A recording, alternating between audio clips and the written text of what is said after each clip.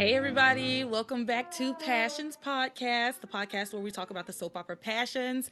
I am your regular host, LeTara, back again after a hiatus.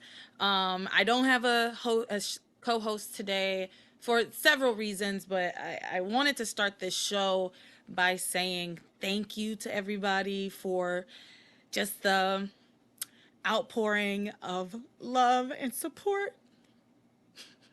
Sorry, this is why I don't have a co-host, but I just want to start out by saying how much I really appreciate everything, all the messages that I got, all the cards, that everything that everybody, the love that everybody sent to me, the support everybody sent. Like, thank you all so much. You really are like my passion for life. It's been a hard time, but I knew I wanted to come back because this is something that makes me happy, and I need to be doing things that make me happy. So, sorry, I'm gonna pull myself together. So, like, a lot has changed since the last time I did this show, but basically I quit my job. I just quit my job. I quit my job for a lot of reasons, but one of the big reasons was that I just want to be able to take some time and devote time to the things that I like and the things that I want to do. So I will be putting a lot more time into Passions podcast because I wasn't really able to spend much time focusing on it while I had my full-time job. So there's gonna be like more things. Hopefully that's the plan. First thing is I made new merch. So I've got these Passions podcast t-shirts. Some of them just say Passions, some say Passions podcast. This one's my favorite with Teresa, and it says lovable lunatic at the bottom. This one has like different lettering because it was like the first one I tried out, and then when I got it I didn't love the lettering, so I made new t-shirts, but they're basically the same as this one. Look at my girl, so cute. This Barbie is a lunatic. I went to see the Barbie movie yesterday, so that's I got that on the brain, and my shirt's pink. So anyway, thank you. Things are gonna be happening more. Um, yeah, before we get started, I want to give a shout out to the patrons over on Patreon. Thank you to Munashe, Marcus, Breland, Lisa, Sid, Randall, Hannah, Camelia, Samantha, Jeanette, Eric, Fantasia, Sean S., Larissa, Maria, Greg Lopez, Fitzgerald, Lisa, and Jessica Jean. Thank you all so much for continuing to support me and support this podcast. I love and appreciate you all so much. And again, it's unpaused now, but you shouldn't have been charged for the time that I was on pause. If you were, just let me know, but you shouldn't have been charged. All right, so today we are going to be talking about episodes 501 through 505. And honestly, it was like an okay week. Like, it wasn't super boring, but it wasn't like pow like the 495 through 500 were, or like those 10 episodes leading up to 500 were. But it was still like some stuff happening. A lot of shoeies, like a ton of shoeies. So we're actually going to start with them this week because they are basically half the show. So, just a reminder, it is Luis and Sheridan's dumbass engagement party night, right? Like they've been at their engagement party. Luis had been called away. Sheridan had to got these weird phone calls. So she went and she found Luis making love to another woman. And when she confronted him about it later, he was like, I don't know what you're talking about. I was at work this whole time. Of course, it was the imposter and the lovely Dee Dee. What did we call her before? Delicious Dee Dee, I think, is what maybe we were calling her. But so Sheridan actually goes back over to the house because she gets a phone call from Dee Dee, who is screaming and saying like, help. Well, not really help. It was like, this is all your fault. Like, he gets so violent and yada yada yada. And then she hears Luis like hit her in the background, and of course Rebecca and Julian like set all of this up. So Sheridan comes over. Rebecca and Julian hide in the closet.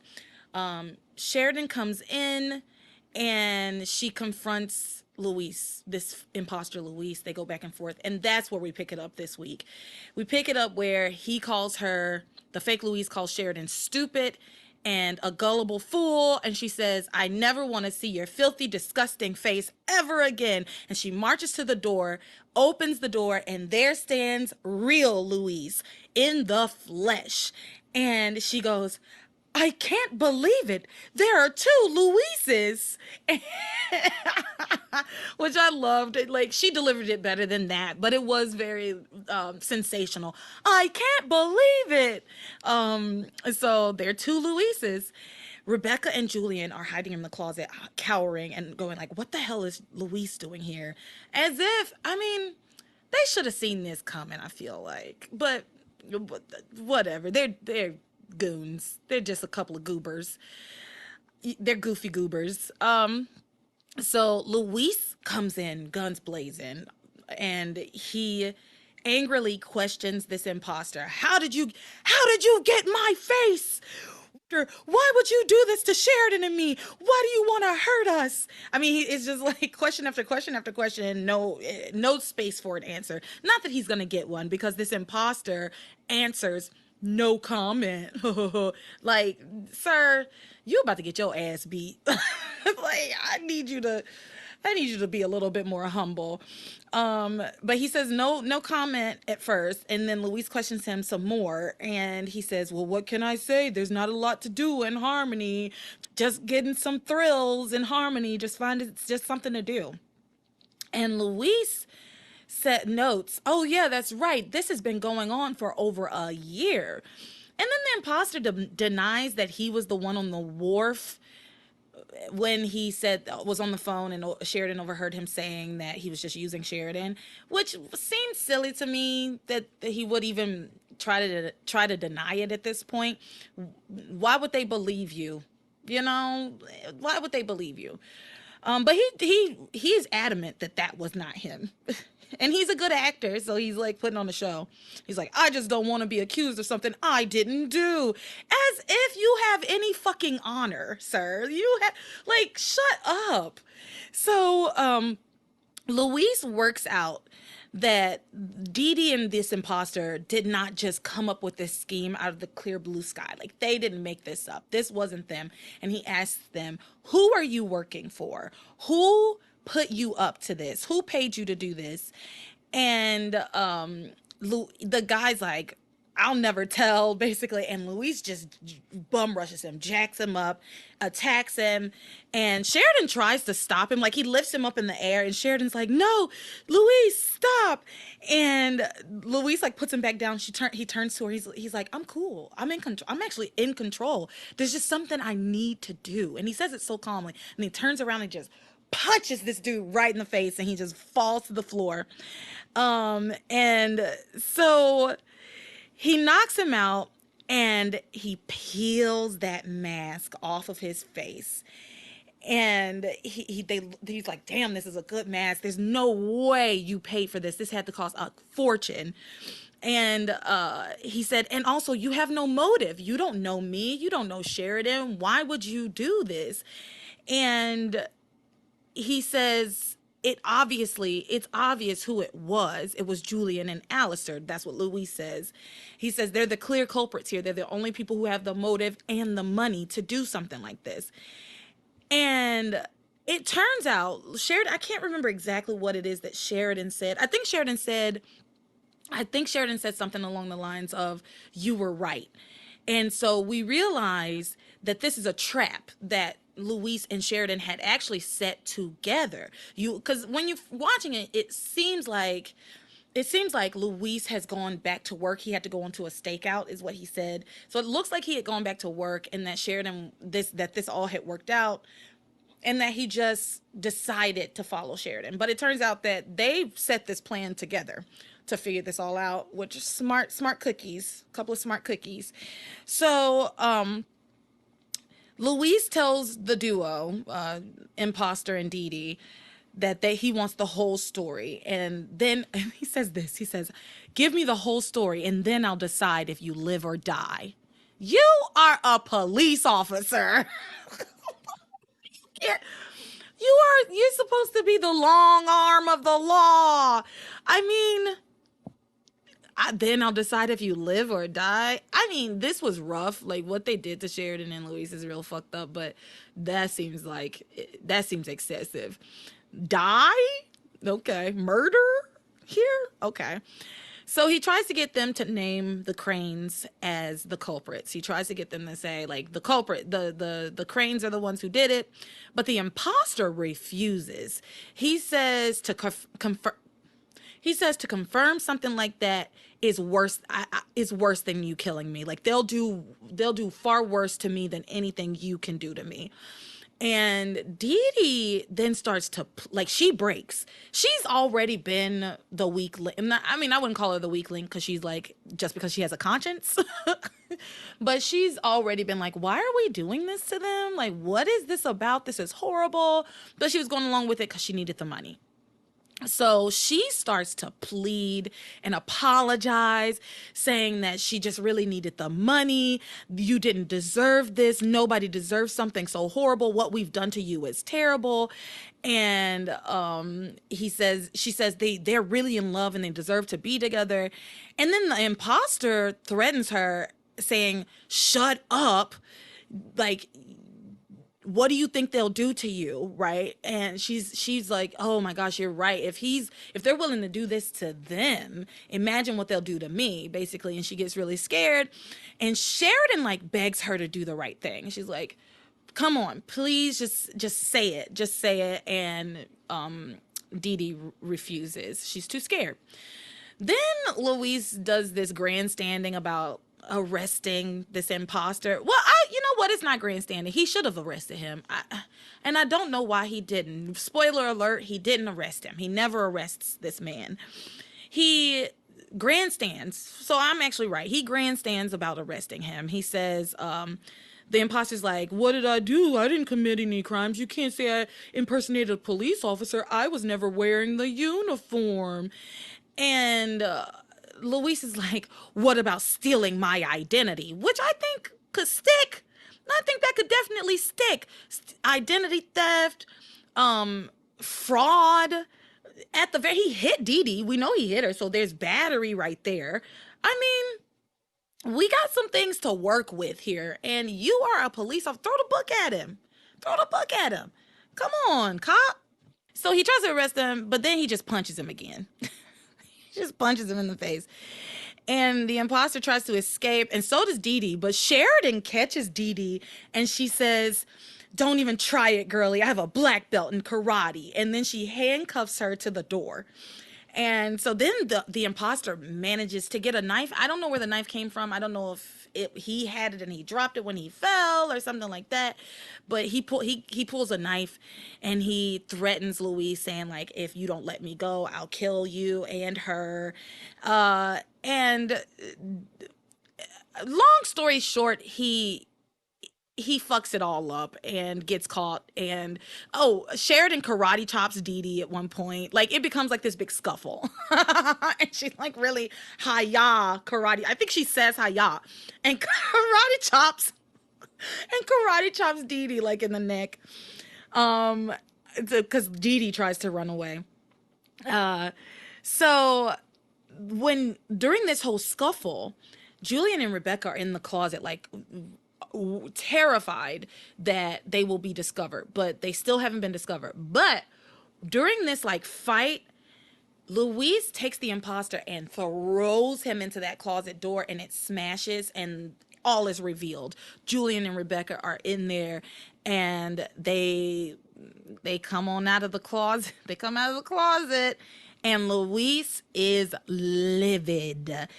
He says to Rebecca, he says, sit down. He says, sit down and don't sit in front of Julian because he's hid behind your skirt for too long. And Julian like scurries over next to her and like tries to cozy up next to her. Like cause he does hide behind Rebecca. I think you will recall that at the party when TC, attacked Julian, that he grabbed Rebecca and put Rebecca in front of him as a shield. So he does hide behind Rebecca. That was so spot on.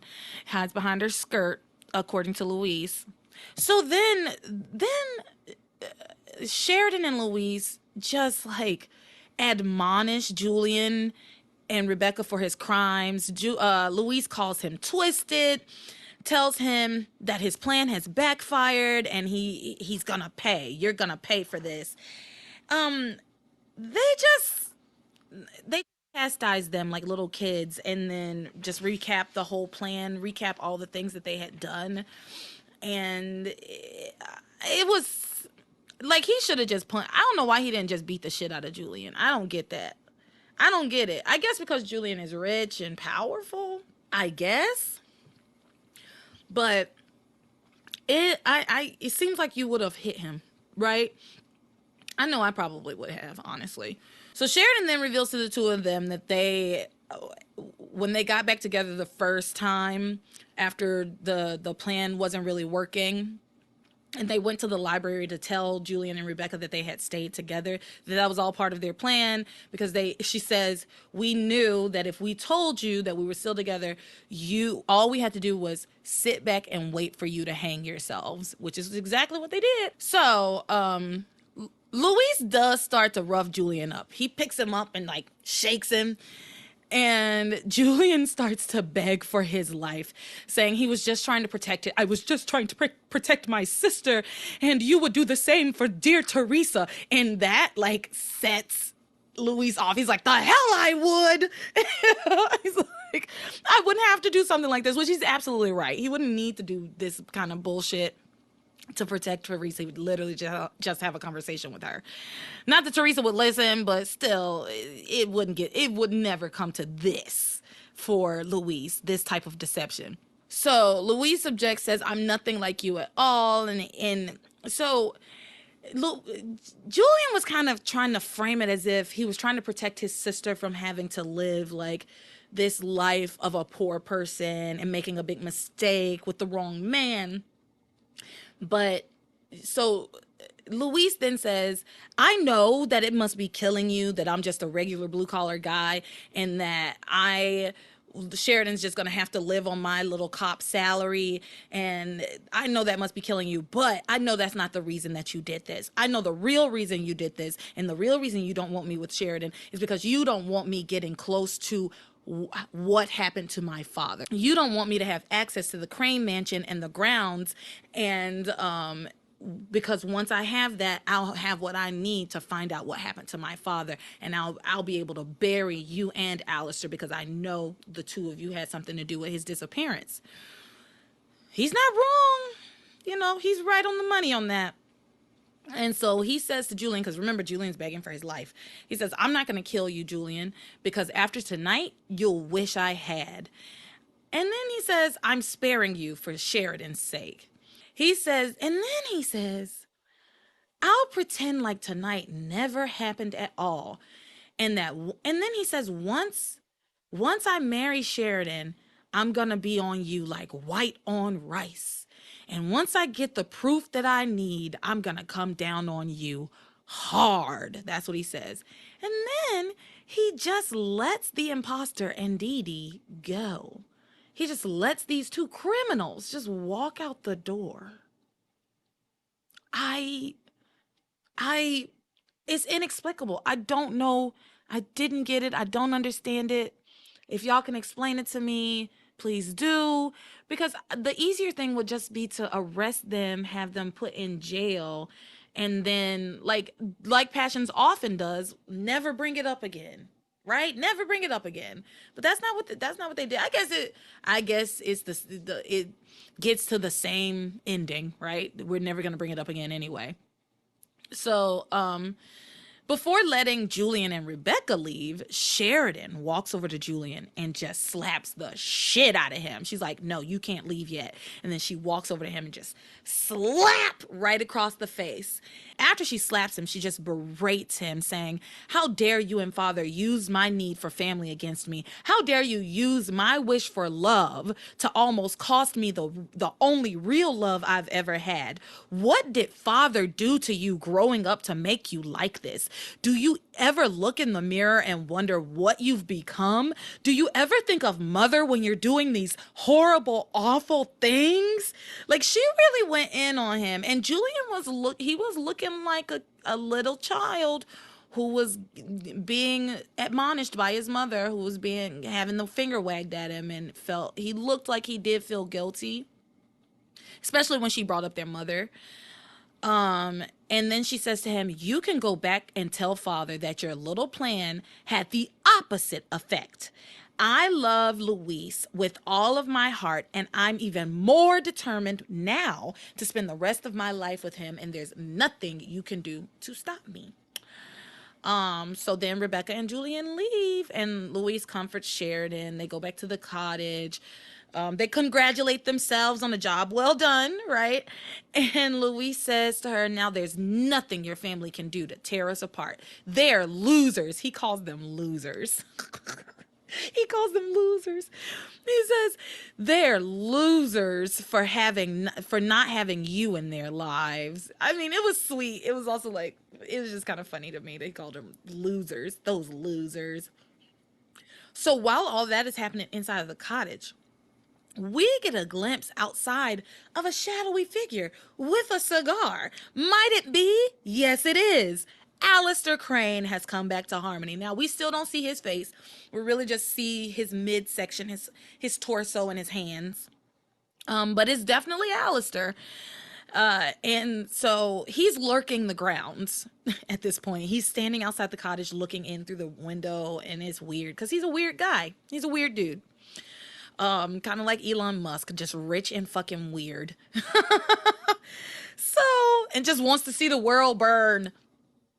So, elsewhere at the mansion, Julian is telling Rebecca that he's like coming to terms and comes to grips with the fact that our plan has failed, and now I'm gonna have to kill my own sister. He's really upset about it. He doesn't want to. He's shaken up.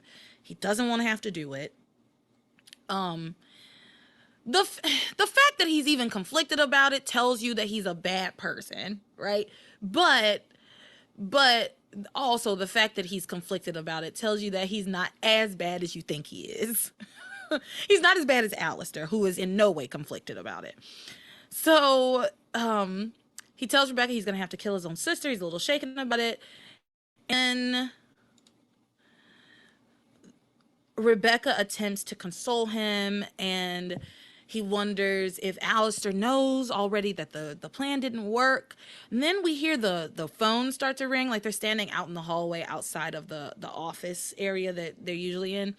And we hear the phone ringing, and Julian is like, oh my God, I'm sure that's father. Oh my God. Hope maybe he'll stop calling. Maybe he'll stop. And so they wait till the phone stops ringing, and Julian like breathes a sigh of relief, and Rebecca goes back to like trying to comfort him, but also like now she's initiating like sexy time with him. And he's like, "Oh yes, Rebecca, oh yes." And so they're going into this. They go into the office while they're like feeling each other up, and it's dark. And they get to the couch, and the phone rings again, and Julian says, "Oh, let it ring. I'll call him back tomorrow." And then Alistair like taps on the desk, and he turns on the lights, and he's like, "No need to call me back tomorrow. I'm already here today." And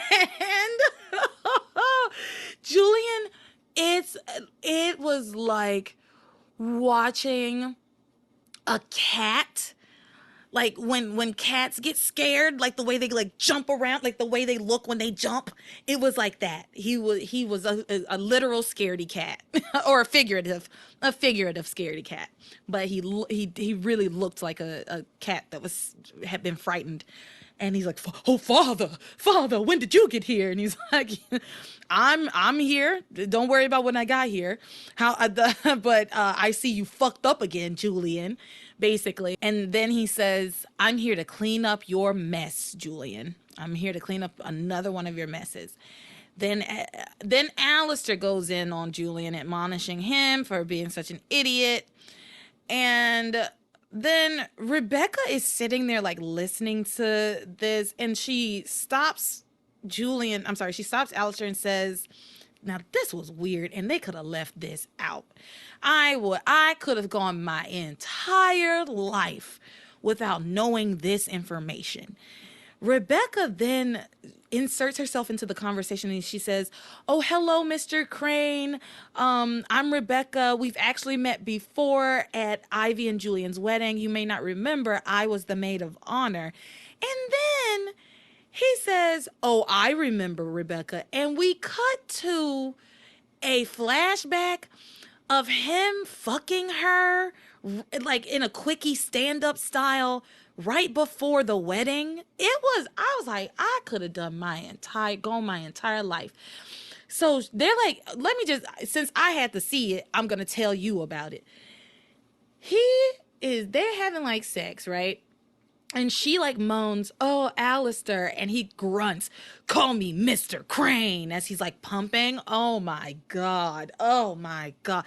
Why would they subject me to that violence? Horrible. Horrible. Straight to jail. Terrible. But anyway, he says, "Oh, I remember, Rebecca." Whatever. They could have left that out. It was so stupid. I think it was just another one of those things where they're trying to show us what Rebecca's true character is, but we already know what Rebecca's true character is. They're also trying to make her out to be like super slutty. I don't love that.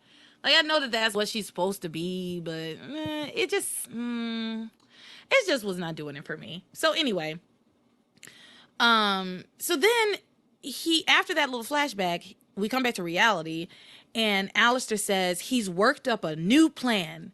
Sheridan must be killed. Boy, that's the old plan. That's not the new plan. That was the first plan.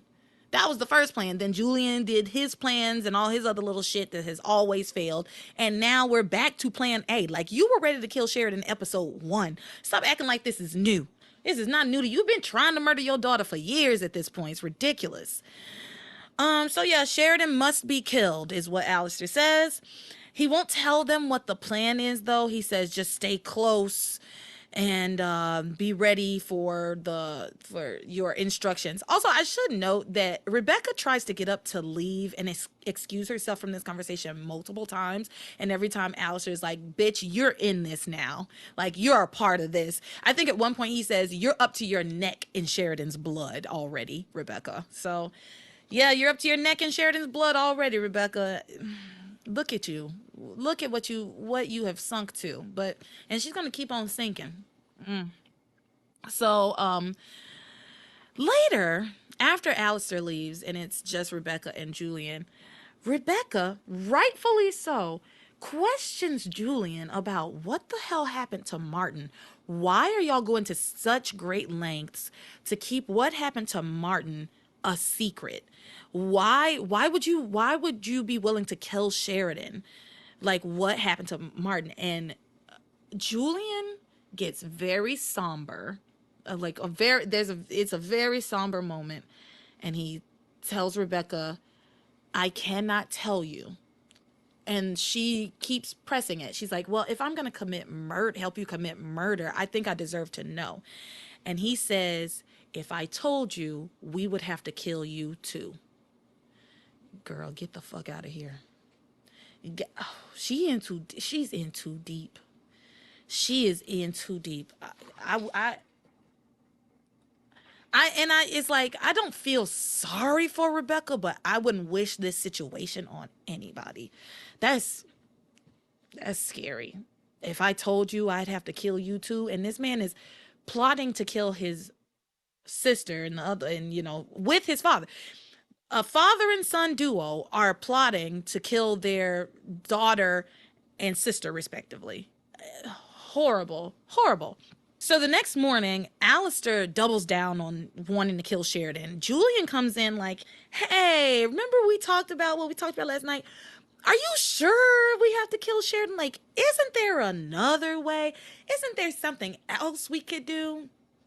He gives him a little pushback, but he, of course, doesn't have the actual courage to truly go against Alistair on this. He's just trying, like, "Hey, father, you don't really mean this, right?"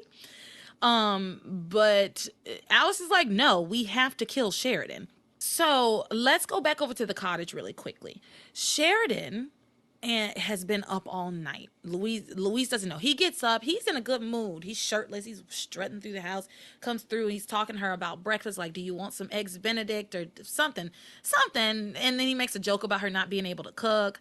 But she doesn't laugh, and he realizes something's wrong because she has her back to him, and he goes around and she's crying, and she tells him she's been up all night thinking about how her family hates her, basically, and that she's been struggling with this realization that they have never cared about her and they never will. Poor Sheridan. Oh, poor Sheridan. This is so sad. Oh, poor thing. Um, while she's having this conversation with Louise about her family, Alistair is still in the office with Julian, and he takes out this little spy device where that helps him listen in on people's conversations. So Julian then sees it and says, "Oh, is that how you always know everything? You're always listening in on us?" And he says, "Well, when I'm listening in on you and Rebecca, it's mostly animal. All I hear is animal noises." So stupid. But yes, he has been just listening in on his like spy device. I don't know. It's like a listening device. But my question is, because has he been in harmony the entire time and like he's in range with this device? Or are the houses bugged and this device picks up the signals? I think that's probably what it is. That makes more sense. That makes sense. I'm working it out. I'm by myself, so I have to work it out by myself. The houses must be bugged with certain devices, and he can like tune in to each frequency and listen in on what's going on. I think that's what I got it. I think I worked it out. Anyway, so he's listening in and he overhears this conversation that Sheridan is having with Louise, and hears her saying she would love. I'm sorry. He hears her saying she would have done anything to have Alistair tell her that he was proud of her or to hug her just once. And then she talks about how he never visited her or responded to any of her letters when she was away at boarding school as a girl. She says she would trade everything in, all of her like money and fame and, influence. She would trade it all in just to have a father who loved her. Oh, Sheridan, Sheridan, Sheridan, Sheridan, Sheridan, Sheridan, my sweet, sweet baby Sheridan. Like, this is why I can't slander Sheridan anymore. Like, I think I know that at a certain point I will be able to slander Sheridan again. I think, if I'm remembering correctly, but knowing what I know, watching it this way, I don't know that I'll ever be able to accept much more Sheridan slander. And I'm saying that, but I know I'm going to slander her a little bit soon. But like slight. It'll be like a little bit, just a little bit, like slight. But listen to this poor woman. She traded everything just for a father who loved her. Oh my God. So Luis tries to cheer her up, right? He's like, "I'm gonna get you the best wedding present. What do you want? What think of something that you would love? What can I do for you to make you feel better?" And kind of she kind of looks away and smiles, and he's like, "Okay, what is it? What is it? I can see you." And she says, "It's stupid. It's silly. It's silly." And he says, What is it?" And she says, "I want my father to come and tell me he loves me." Girl, that's not a wedding gift. How could Louise possibly get you that? Which is what Louise is like, "Well, I can't get you that." Like, we just talked about how he doesn't love you and how he hates you. Like, again, I'm gonna do a little slight slander. Girl, come on, babe, girl, come on, please. But it was sad. She just wants her the greatest gift. The greatest gift for her would be for her father to come and tell her that he loves her. 'Tis a gift to be simple.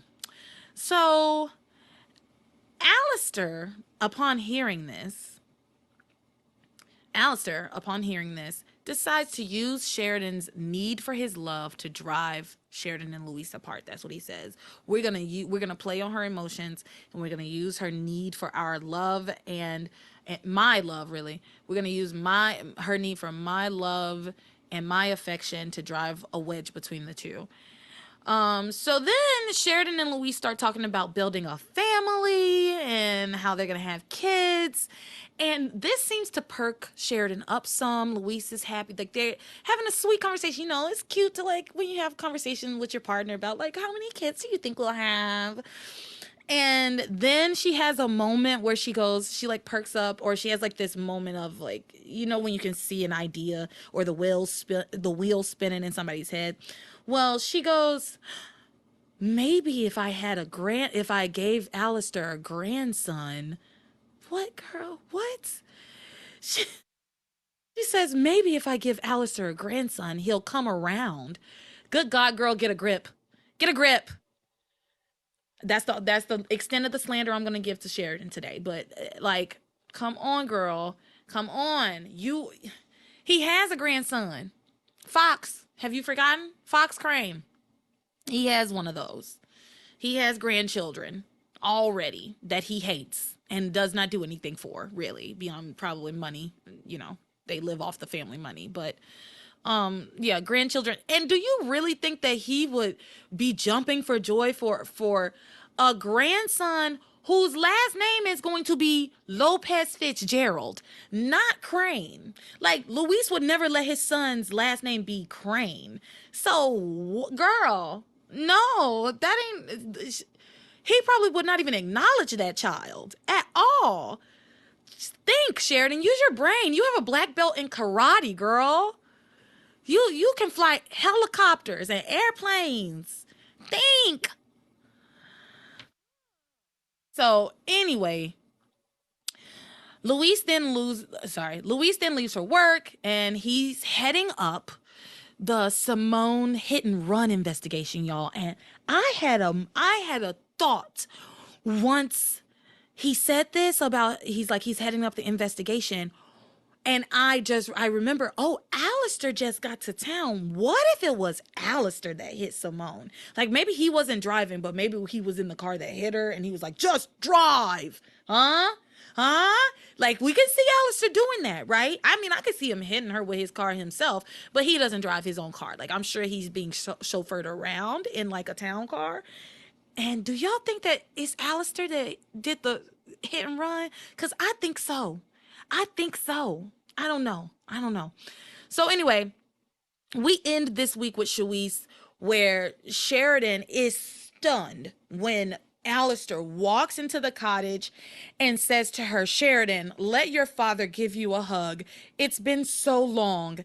It's been too long. Stunned. Scene end. Over. That's actually how the whole week ended.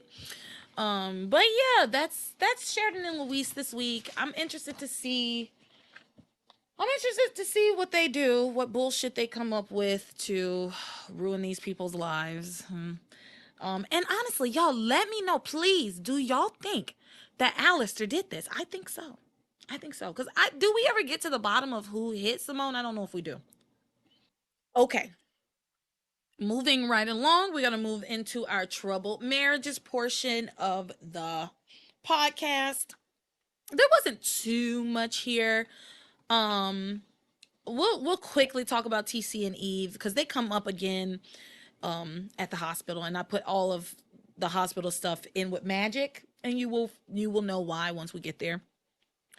But at one point, just quickly, I literally have one note about TC and Eve here. When they're at the hospital with Simone and they're worried about her or whatever, TC questions Eve, saying, why she said that she couldn't bear to lose another child. And honestly, I don't even know why I'm bringing this up because this was actually so stupid, but maybe that's why I'm bringing it up. He questions her about it and he seems like suspicious at first. Um, and then he says, I have my suspicions, right?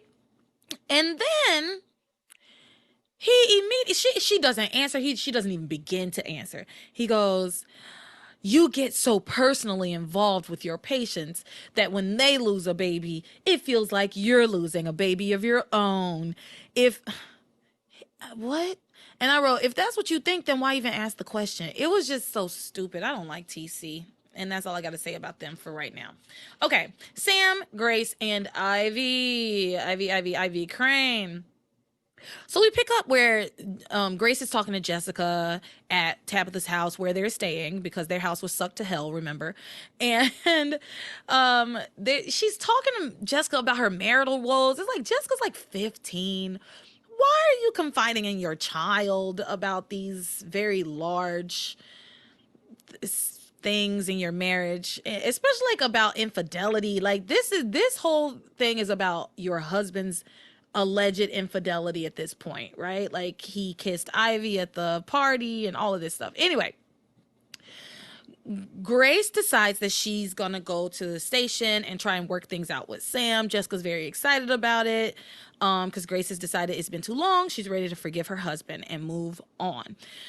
Side note, at one point in this conversation, Grace tells Jessica, because Jessica's like excited, like, are you gonna be staying the night at the police station? Like real girl talk.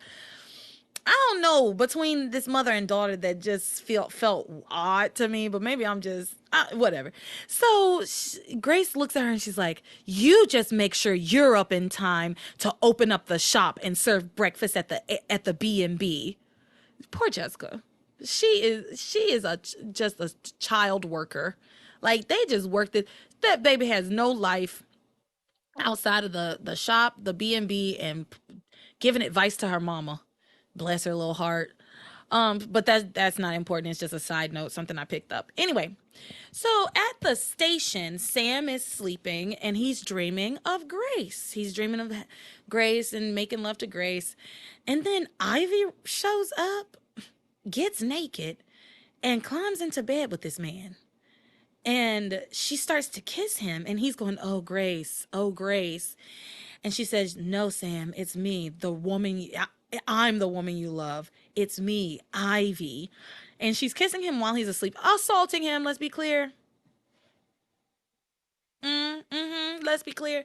This is an assault on this man that, that would never have been framed that way in 2001, but in 2023, and this is an assault. Um, so she's kissing him.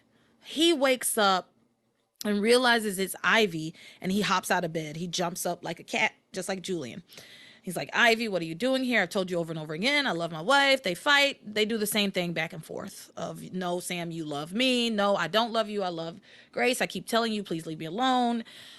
She's harassing him, and he's the police chief. He should arrest her for harassment. If that would have been my move, if I was him, I would arrest him. I would arrest Ivy for harassment, sexual harassment, whatever kind of harassment it is, because this went a step too far. This went way too far. But he does not do that. He does not do that. No, instead, he he tries to get Ivy to leave, and he tells her, "You need to leave, or I'm gonna throw you out of here on your naked behind." And she's like, "Well, what do you think will happen if you throw me out of here on my naked behind? It'll cause a scene like we're at the police station. Everyone will talk. What will Grace think about me leaving here naked?" And so she basically stirs up this idea in his head that he's he can't throw her out because everyone will talk and Grace will believe the worst, basically. So he says to her, like, "What happened to you? Why are you so comfortable with humiliating yourself over and over again?" And he wonders out loud, like, how can you make a fool of yourself over and over again? How does that not faze you? And she says very aggressively, You want to know what happened to me? 20 years in a loveless marriage that wouldn't have happened if my father hadn't sabotaged my relationship with you. And he says, I don't want to embarrass and humiliate you anymore, but you need to leave before I throw you out on your naked butt. Like, he says it again, and she does the whole thing of what will you do? Like, what will happen if you throw me out naked? Blah blah blah. So then she um she tries to convince him to kiss her, saying, I'll leave if you kiss me. That's just give me one kiss goodnight and I will be on my merry way. That's all you have to do is give me a kiss and I will leave. And he eventually relents and he kisses her. And Grace walks in and sees naked Ivy and shirtless Sam kissing. So of course she is pissed, right? She's like, oh my God, are you serious? Basically. And Sam tries to explain to Grace. He says, Grace, wait, let me explain. She says, don't bother. And she leaves. And Ivy very smugly, or well, she doesn't leave. She says, don't bother. And Ivy very smugly tells her, well, if you had walked in just a little bit later, you'd walk in on a lot more than than a little kiss. And then she drops the sheet that she had covering her body because she's naked, right? And she just like stands there in all her, because I'm sure she's stunningly beautiful naked, right? Like she's standing there in all her beautiful glory. And Sam says to Grace, you got to believe me. And she says, no, Sam, I'll never believe you again. And she leaves. Sam says to Ivy, he turns to her and says, you're nothing but a bitch. And he goes on about how she tricked him. He explains the whole thing. Turns out Grace was standing right in the hallway to hear the whole thing. She comes back in, basically calls Ivy pathetic and says she heard the whole thing. And then the phone rings and it's the news about Simone. So Grace and Sam, of course, they put all of this to the side to get to the hospital to be with their best friends whose daughter is in critical condition.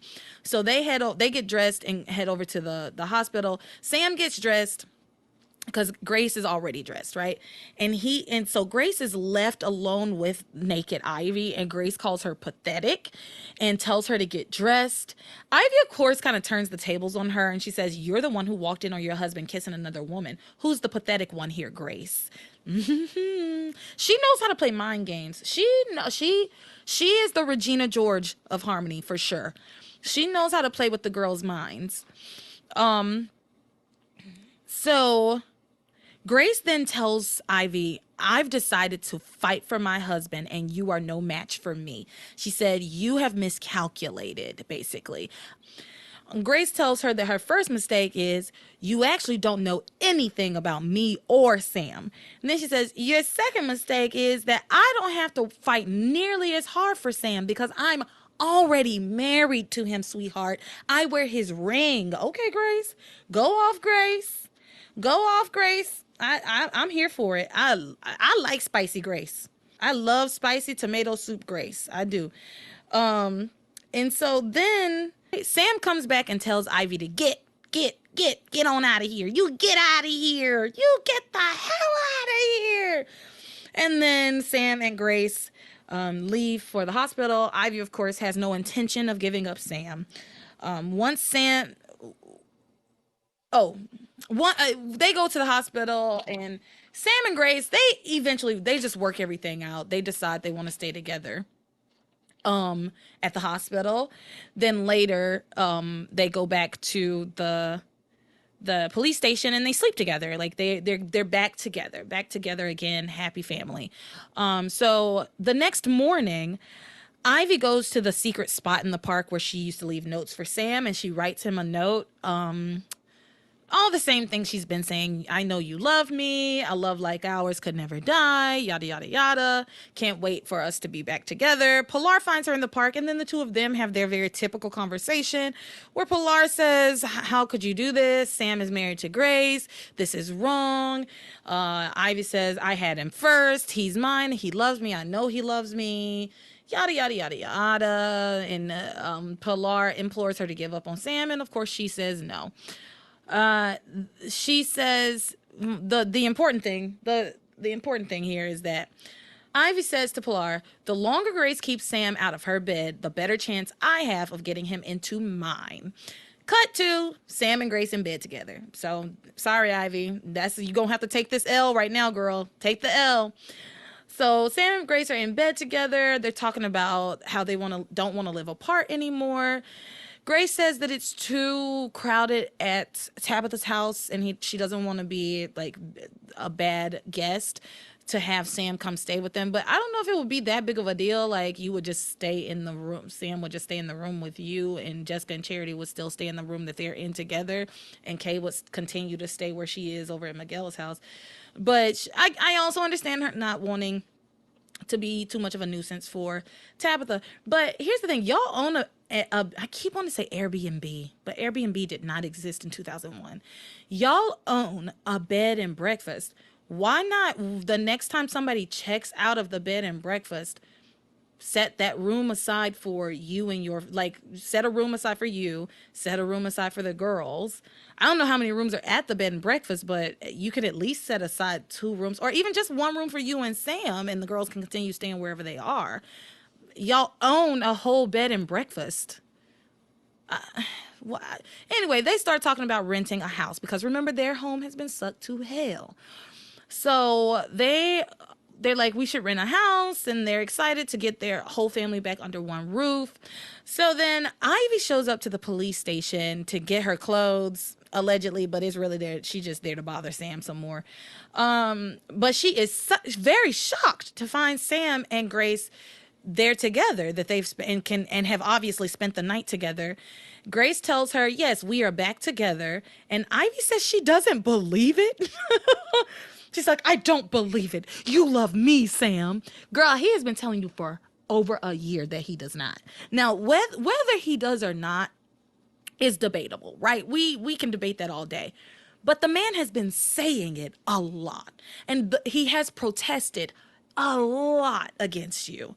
I mean, there has not been one moment outside of the time with the mist that he really relented when it came to you.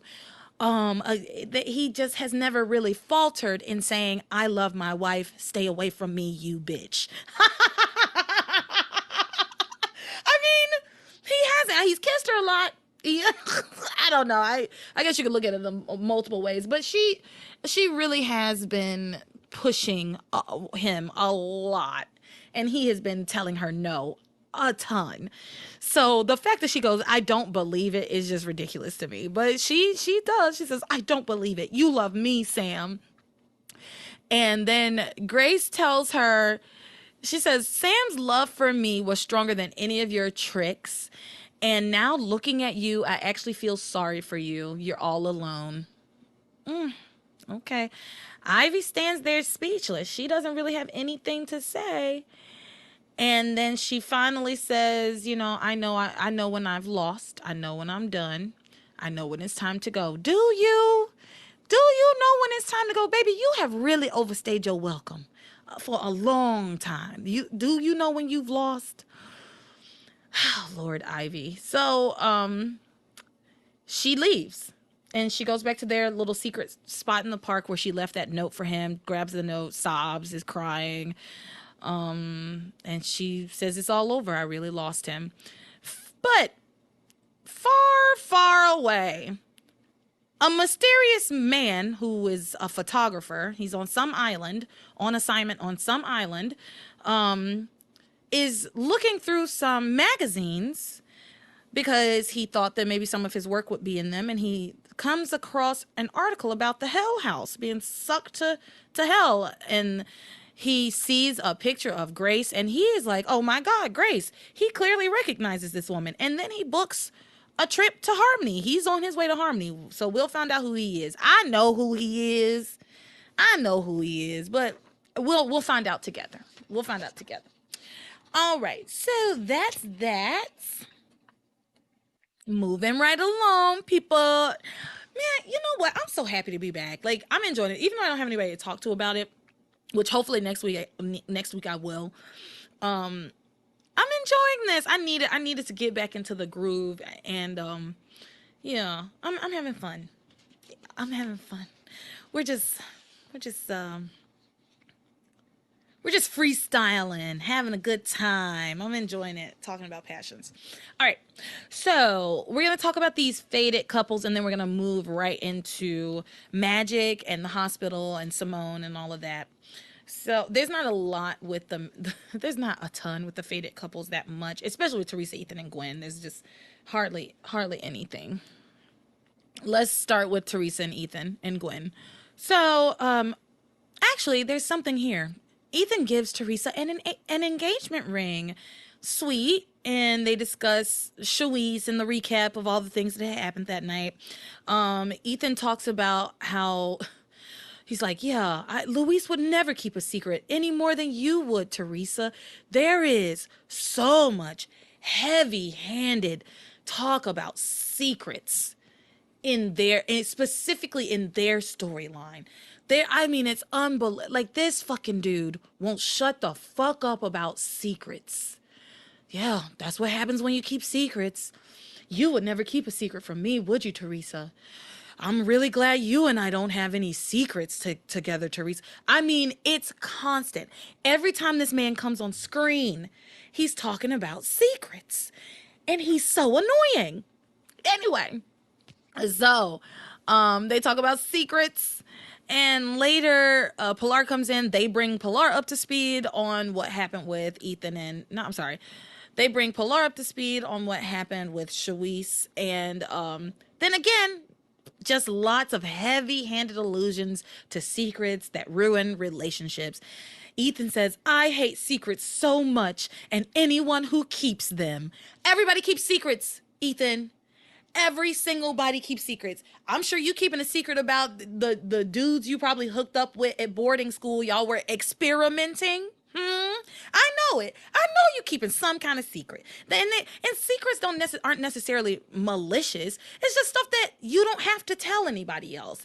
Like, there's certain things that you want to keep to yourself. I told my mom my deepest, darkest secret today, actually. I'm not going to tell y'all. I'm not gonna tell y'all. Just know it includes a Walmart. But but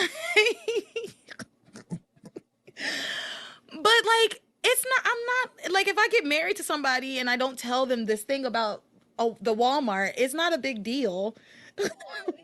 Like, no, no. I know the secret that Teresa's keeping is kind of a big secret, but it's not even that. It's honestly not even that bad. Like, that's why I wish she would just tell him, because it's honestly not that bad. She could really easily be like, yeah, I was scared to just say I was scared to tell you because you've been talking about how much you hate secrets.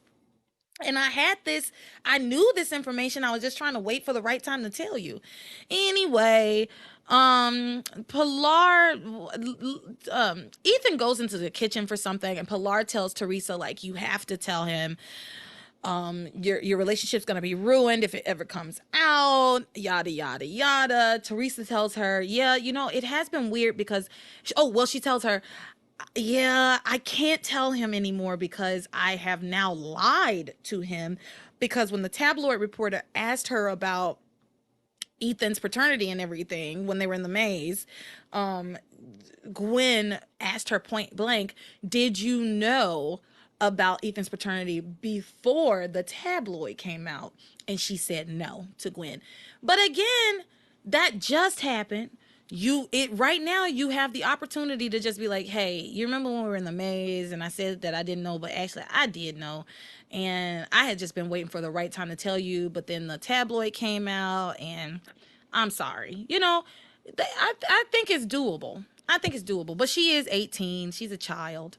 So anyway, Pilar tells Teresa very sternly, you must tell Ethan the truth. You must tell him.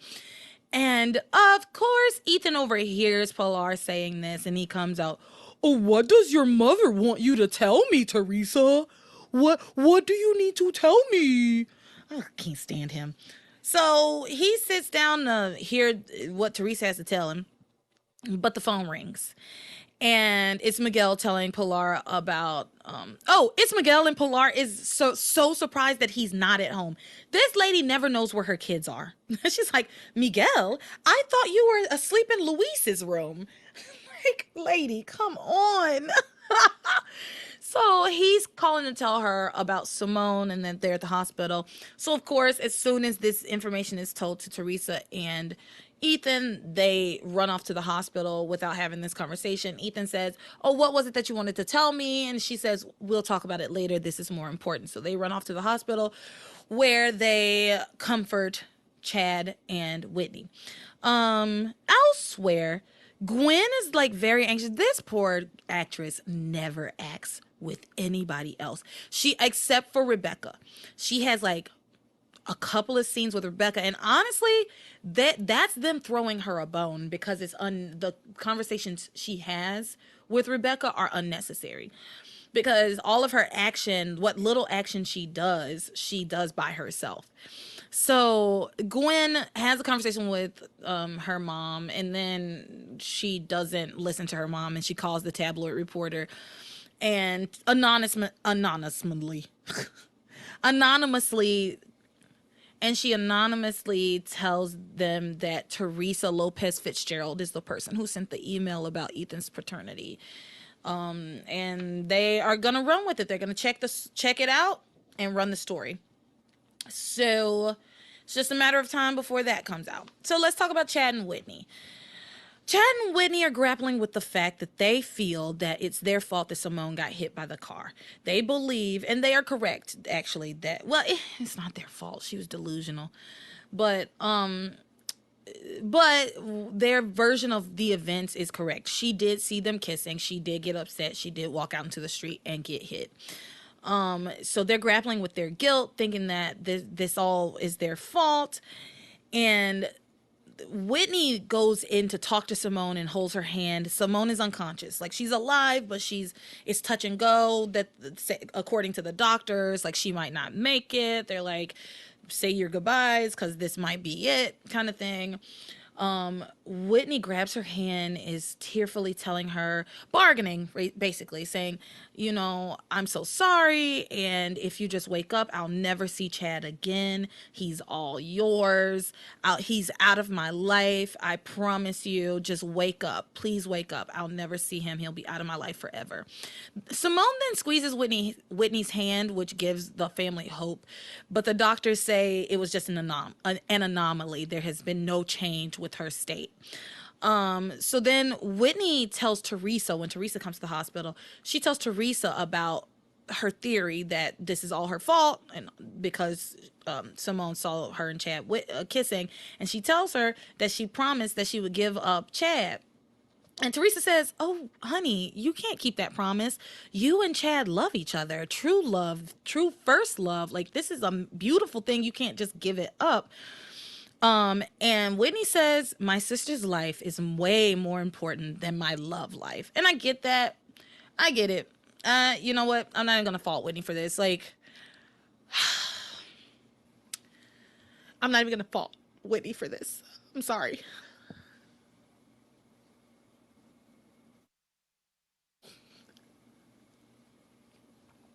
This is why I knew I couldn't have a co-host this week. I have been trying to get through this.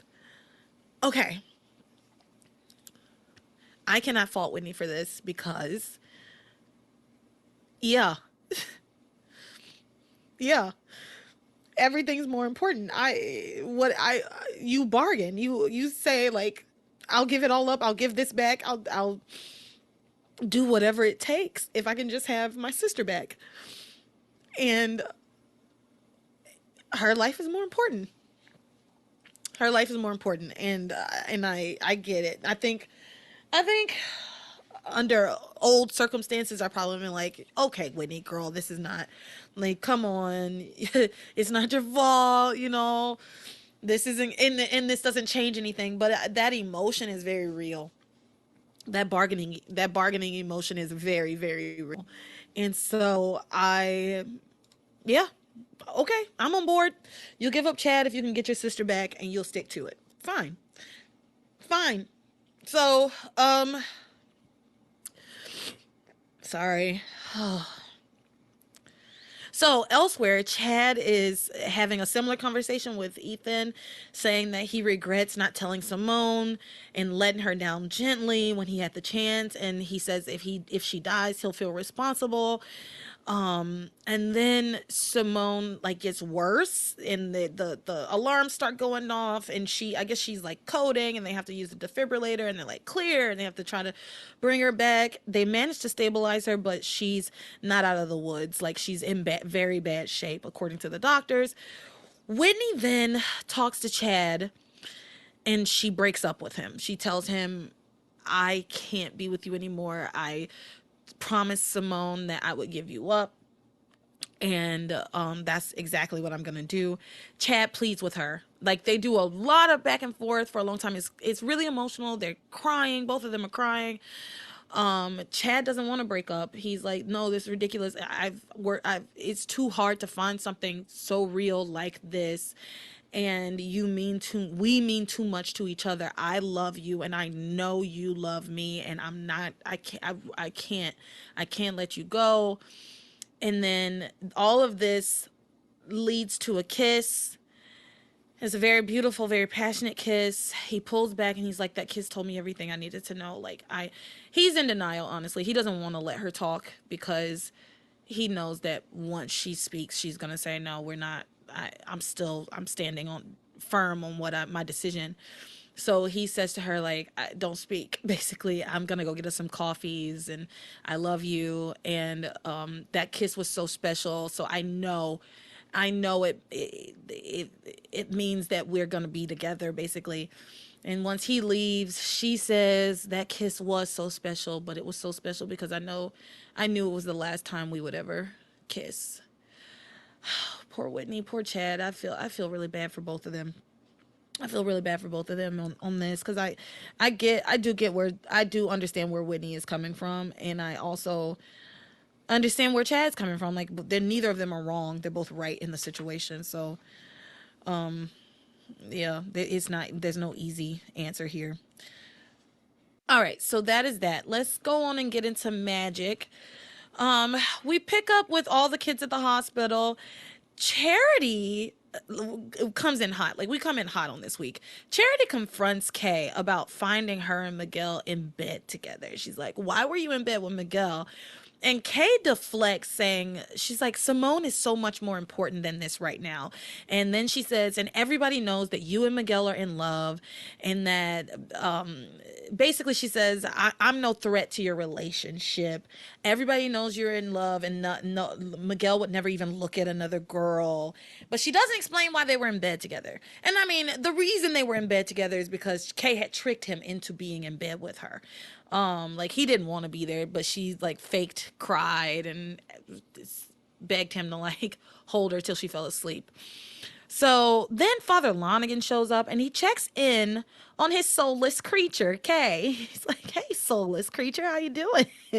No, he checks in on Kay, asks her if she's gotten her soul back yet. And she says she has no clue where her soul is. And he asks her if she's still scheming on Charity and Miguel. And she says very coyly, she's like, well, I've tried one or two things. And then she uses Charity's visions to rationalize her behavior. She says, well, Charity's the one who's been having all these visions of me and Miguel together. And so I'm just taking that as a sign that I need to do what I need to do to make it all come true, kind of. Father chastises her and says, have you learned nothing? Your entire family is lucky to be alive. Your family's lost everything. You have no home, all because you got in league with this evil being and sold your soul to them. And he says, if you don't get your soul back, you will be damned to burn in hell for all eternity. And tells her, you need to change your way, get your soul back and change your ways. Get right with the Lord, Kay. And he tells her he says, if you don't get your soul back, you'll never be able to feel, and you'll never be able to love, and you'll never be able to feel the love of a man, not even Miguel. So what's the point of having Miguel if you can't feel love from him, right? And that was good. That was a good one, Father. Um, on the other side of the hospital, Charity is feeling really uneasy about Kay. She started having like these little flashes of when Kay's face was like ghoulish after she sold her soul.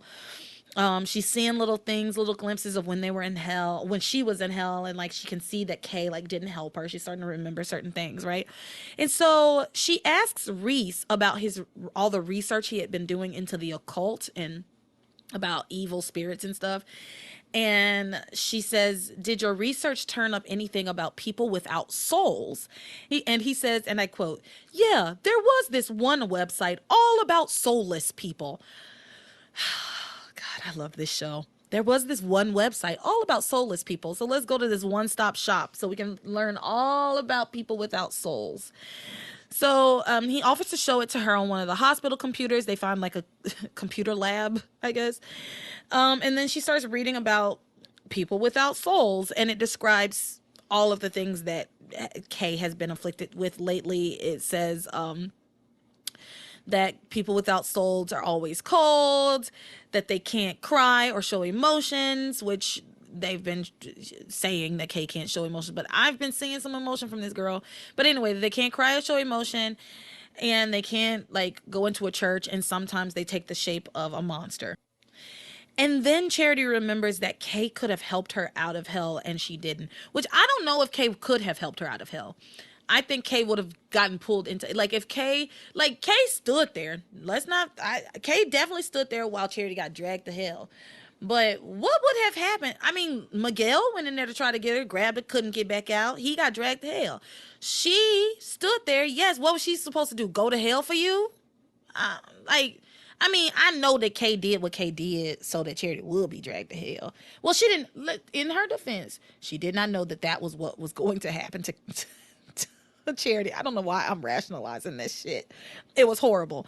But yes, from Charity's perspective, Kay stood by and did nothing as Charity was dragged to hell, and she remembers this. So, as she's reading all this, Reese like leaves to go check on Simone, and Miguel comes in, and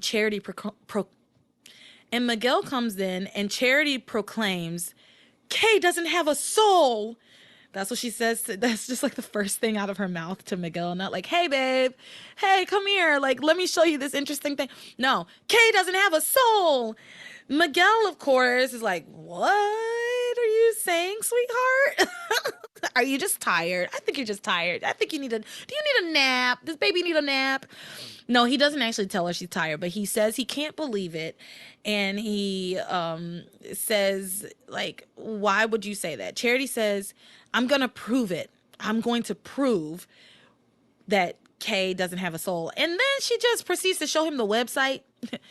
And they talk about how she can't show emotion. She asks him, "When was the last time you saw her show any emotion?" And he does, to his credit, he says, "Well, she was crying like tonight in bed. She was crying because she said that nobody loved her. And that's why I was like consoling her when you got there." And Charity says, "Well, did you see any real tears? Like, was she really crying? Think about it really hard." And he's like, "I think so." He's like, "I don't know. I think so." Um, but there's but then there's the part where she hasn't been to church with them in months, and every time they want her to go, she has an excuse. And that she's been cold to the touch a lot. They have mentioned that a lot. So Charity says to him, "Kay has no soul, and I'm really worried about her." Okay, sweetheart. So then Reese comes in, and she also tells them that she remembers that Kay was there when she was being dragged to hell. And she remembers her arguing with Hecuba about her soul. She says, "It's hazy, but I think I remember her arguing with Hecuba about her soul." And she says that Kay just stood there and watched as if she wanted her to be pulled to hell.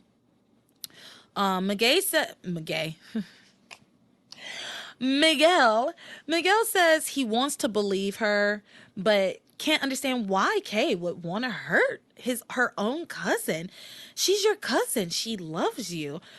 And Reese says, well, that wouldn't matter if she didn't have a soul, which is fair. Fair point, Reese. And then they start to speculate how Hecuba could have possibly even gotten Kay's soul.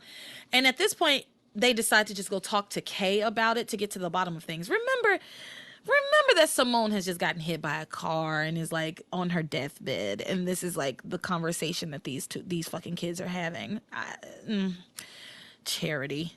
So they go and interrogate Kay about why she isn't crying. She's like, "This is your best friend. Why aren't you crying? Everybody else is crying. Why aren't you?" And she starts to avoid all the questions. She's like, first she says, "Well, I'm just trying to be strong for everybody. Like, everybody's falling apart. I'm trying not to fall apart. I'm upset." And then Charity's like, "Well, let's go to the chapel and pray for her."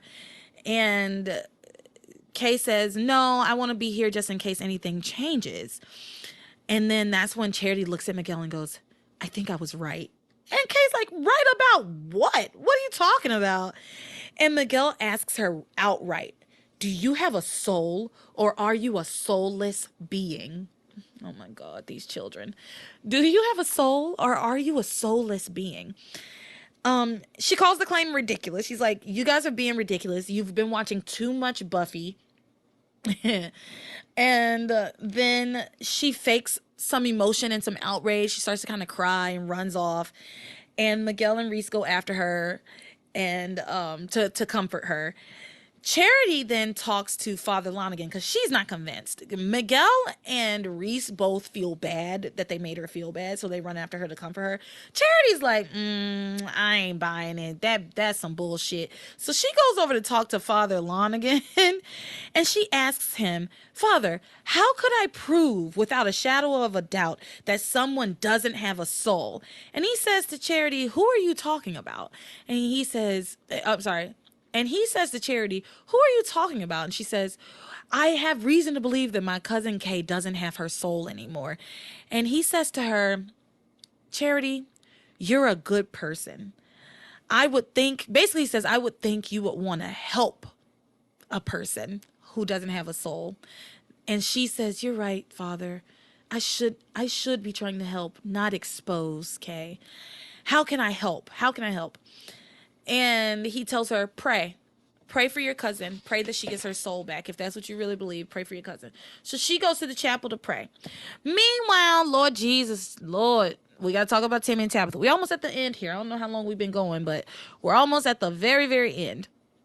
Timmy and Tabitha are back at their home arguing about what they did to Simone, because remember, this was gruesome and I didn't care for it. After Simone got hit by the car, Tabitha made Timmy help her drag Simone's body like off the street and hide her body under some newspaper so that the kids wouldn't be distracted and that Miguel would make love to Kay. And it was all ridiculous. None of it worked. It was stupid. There was no reason for them to have done this. It was gory and grim and just macabre, and I just didn't care for it. So these two are arguing about this because Timmy's like pissed. He's upset that Tabitha made him do it. He feels horrible for Simone, hopes she's not dead, and is just worried about all the kids because he's a good little guy. Tabitha just goes back to talking about how they need to separate Charity and Miguel for good. And then the soul starts to glow. She has Kay's soul and it starts to glow. And Tabitha at first thinks that the soul is trying to help her figure out what to do. But then it starts to try to murder her. The chain goes around her neck and it's getting tighter and tighter and it's starting to strangle her. And she yells to Timmy, "Help! Kay's soul is trying to kill me!" And it lifts her up in the air and is dangling her. And she's just like hanging by her neck from this chain. And Timmy tries to find something to cut the chain with to get Tabitha down. He finds a pirate sword in a chest. And then he just daydreams about fighting Blackbeard, the pirate. What are we doing? we get this whole scene of Timmy fighting Blackbeard the pirate. Fine. Okay. Then he snaps out of it and he goes to try to free Tabitha, but instead he decapitates her. rolls across the floor, but she's fine. She starts talking like, "What the hell did you do, Tim? Tim, look at me." He picks her up. He says, "Oh no, oh no, Tabby, what have I done?" And he says, I know. I can get Dr. Eve Russell to sew your head back on. She's a genius." Tabitha doesn't say anything, like anything. What kind of plan is this? What kind of plan is this? The doll is gonna take the severed head of the witch next door along with her body to the hospital and have Eve, Doctor of the Year Eve Russell, sew it back on. Anyway, Timmy like rushes out, holding Tabitha's head. Tabitha's body like starts running behind them. There's a lot of shenanigans with the head. He drops it. It rolls all over the place. They almost get hit by a car. People see them. It's just there's a lot of shenanigans. But eventually, they get to the hospital. Once they get to the hospital, Tabitha finally says to Timmy, "Just hand my head to my body, and I'll put my head back on." Why didn't we do that at the house? Why did we come all the way over here? Well, we came all the way over here so that Kay's soul could be in the vicinity. That's why.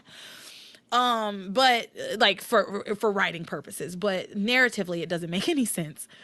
Um, so he gives her head, she puts it back on. It should be noted that Reese was one of the people that saw Timmy running with Tabitha's head. But by the time he got to them, Tabitha had put her head back on and Timmy had gone back into doll mode. So he had no proof, and there's more pressing things going on in the hospital, so he went back into the hospital. So Timmy now has Kay's soul because I can't remember entirely, but um because Tabitha's like headless body gave it to him because the soul had been trying to kill her. So I guess she put it around his neck. And so now he has her soul. It's like glowing, it's hot. He doesn't know what to do with it. He and Tabitha kind of argue again. Because she's like, "Well, now that we're at the hospital, we should go in and revel in the Russell's misery." Ugh. And Timmy was like, "No, we've done enough bad things. Timmy wants to go out and do some good. I'm going to go find something good to do," is what he says to her. And then he walks off. And that's when he finds Charity in the chapel. He makes his way to the chapel. He hears Charity's prayer because Charity prays that Kay gets her soul back. And then elsewhere in the hospital, Father Lonigan brings everybody in and says, "Everybody, we need to pray. Let's pray for Simone. This is what we have to do," because the doctors are telling them this is it. Like we don't know, she's not gonna make it, basically. So they all gather around to pray. Kay is like, fuck, I can't pray, and they're gonna figure out that I don't have my soul. Tabitha's there and she's like, "Shit, I don't want to, I'm not going to pray." Grace tries to get her to pray and she's like, "Oh, there's something wrong with my knee, darling." That's my best Tabitha, leave me alone. And so since Kay doesn't start praying, Miguel looks at her and Miguel and Reese both look at her and are like, maybe we were right about her. Maybe she doesn't have a soul. And it's just at this moment that Timmy breaks the soul vial, right? And the soul goes back into Kay's body. It's also at this moment, once he breaks the vial, all of the alarms, everything's going off in Simone's room. And then the doctors come out and say, "I don't know what happened. She's fine. She's going to be fine." And everybody's like, "Oh my God, our prayers were answered, blah, blah, blah." And everybody's really excited except for Kay. Like Kay's like just standing there. And Charity, Miguel, and Reese are looking at her kind of sideways like, "Oh my God, Kay really doesn't have a soul. Like, how is she not showing any emotion right now?" And then that's when her soul re-enters her body and she just starts leaping for joy. She runs over. She's like, "This is the happiest I've ever been." She's crying tears of joy. She's just so excited. And they are like, "Oh, I guess she does have a soul. Never mind." And Charity says, "Or maybe no, I think Miguel says, 'I guess you were wrong, Charity.' And then she's like, 'Or maybe my prayers were answered.'" Girl, ugh. Even though, like, like it wasn't her prayer. Well, I guess it kind of was her prayer. I feel like Timmy would have given Kay her soul back anyway. But hearing that that's what Charity wanted, of course, definitely. So Timmy answered Charity's prayer. Timmy answered Charity's prayer. Um, so then a final little addendum here. Father Lonigan talks to Kay, and Kay tells him, "Guess what, Father? I got my soul back." And he says, "So you're gonna be good now, right? Like, you now that you have your soul, that's great, but you have to keep it clean." And he's like, "You got to stop going after Miguel. Are you gonna stop that?" And she says, "Yeah, I'm gonna stop going after Miguel. I'm not gonna do it anymore." And she just keeps saying to herself. Once he walks away, she says, "I'm going to be good. I'm going to be good. I'm going to be good." Oh, sweetheart, we love that you try it. We love a queen that tries new things. So that's it for the day. That's the whole shebang, the whole thing she wrote. Thank you all again for sticking in there with me, listening to the podcast, tuning in. Thanks again for all of the lovely messages over my hiatus. I really appreciate it. Remember, you can always catch me on all the social media. We have new merch on the Passions Podcast website. I'm gonna link everything in the description. So follow me, buy some stuff, leave me a tip, something. Again, I did quit my job. So anything you can do for me will help, a tip, join the Patreon, buy some merch. Anything you can do to support. If you like the show, please do. Everything will be linked in the description. And with that, you are my passion for life.